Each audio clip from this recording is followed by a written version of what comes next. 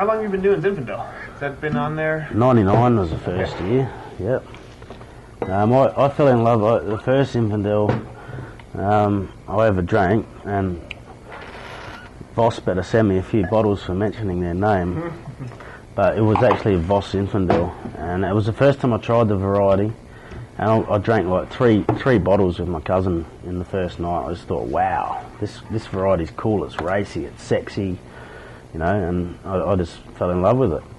About 2 weeks later, it was 97, it was the end of vintage. The leaves were going yellow on the vines, except where our weighbridge is, neighbour's place, the Sharples, there were two rows on the outside of their Grenache block that went real red coloured.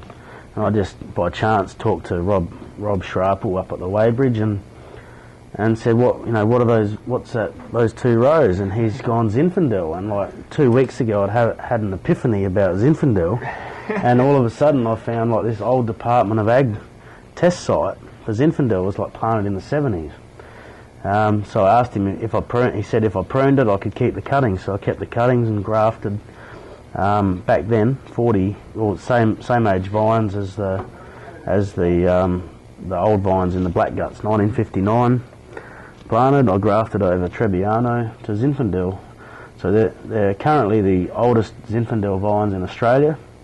They crop at about like a tonne to the acre. What makes this wine so awesome is the uneven ripening. You get like green berries, and you get like the middle green berries give it the acid, the middle bit gives it that sexy raciness, and then half of the bunch actually goes to raisins, and that's what gives it that big black underbelly. So in Australia you call it the red belly black snake, you know. That's what I'd call this wine. The Chookshed, by the way, is Chicken Run. The vines are next to our Chookshed.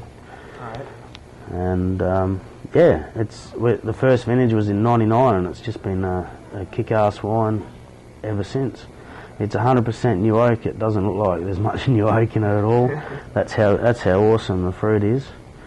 You know, Parker says it's the #1 Zinfandel in the Southern Hemisphere.